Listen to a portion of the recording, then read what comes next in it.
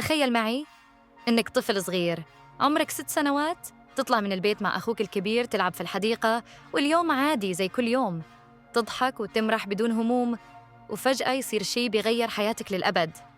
القصة هذه حقيقية وحدثت عام 1951 في ولاية كاليفورنيا بأمريكا.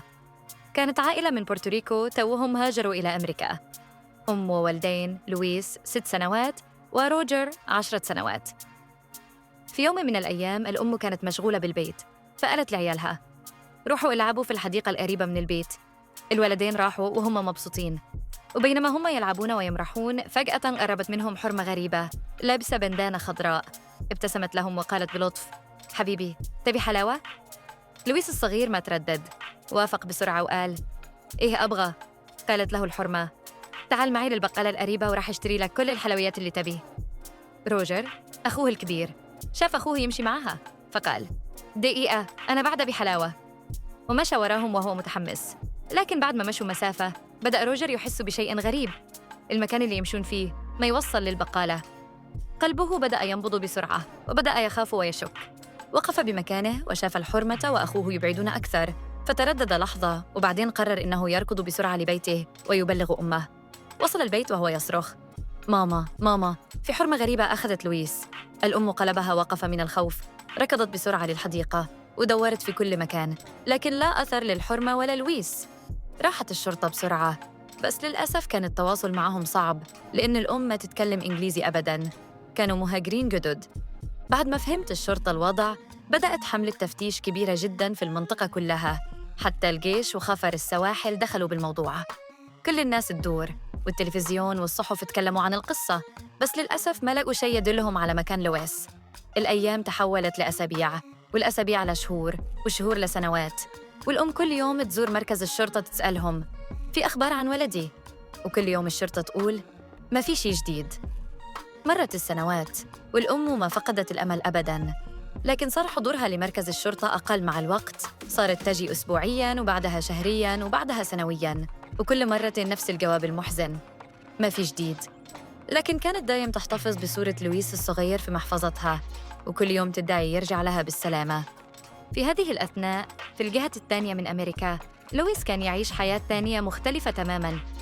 الحقيقة إن الحرمة اللي اختطفته سافرت فيه لولاية تانية في شرق أمريكا، وهناك تبنته عائلة ما تعرف إنه مخطوف.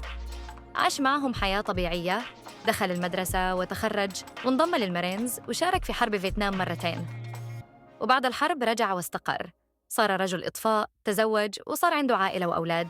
عاش حياة طبيعية جداً، وما كان عنده أي فكرة إنه في يوم من الأيام تم اختطافه. مرت السنين الكثيرة، وفي 2005 توفيت الأم وهي عمرها 92 سنة، وقلبها مليان حسرة وألم لأنها ما شافت لويس مرة ثانية. ماتت بدون ما تعرف إنه حي. لكن الحياة لها طريقة غريبة إنها تكشف الأسرار. في سنة 2020 بنت اسمها أليتا قررت تسوي اختبار DNA للمرح، وما كانت تعرف إن هذا الشيء بيغير كل شيء. لما وصلت النتائج اكتشفت إنها تشارك حمضها النووي بنسبة كبيرة مع شخص غريب. حاولت تكلمه بس ما رد. مرت 4 سنوات، وفي ليلة عادية جداً وهي تتفرج على التلفزيون تذكرت الموضوع مرة تانية وقررت تبحث عن اسمه أكتر في النت. لما شافت صوره انصدمت. الصور تشبه صور خالها اللي فقدته العائلة من سنين طويلة. راحت فوراً للشرطة وقالت لهم: أنا أعتقد إن هذا خالي المخطوف من سنة 1951. الشرطة والFBI دخلوا على الخط فوراً، وبعد تحقيق طويل وصلوا للويس واكتشفوا الحقيقة. فعلاً هو الطفل المخطوف اللي فقدته العائلة قبل 73 سنة. لويس كان في صدمة. تخيل تعيش طول حياتك وما تعرف إنك مخطوف. وافق إنه يقابل عائلته الحقيقية بعد 73 سنة من الفراق. لحظة اللقاء كانت عاطفية جداً، خاصة لما شاف أخوه الكبير روجر بعد ما صاروا عجايز. دموع، فرح وحزن كلها في نفس اللحظة.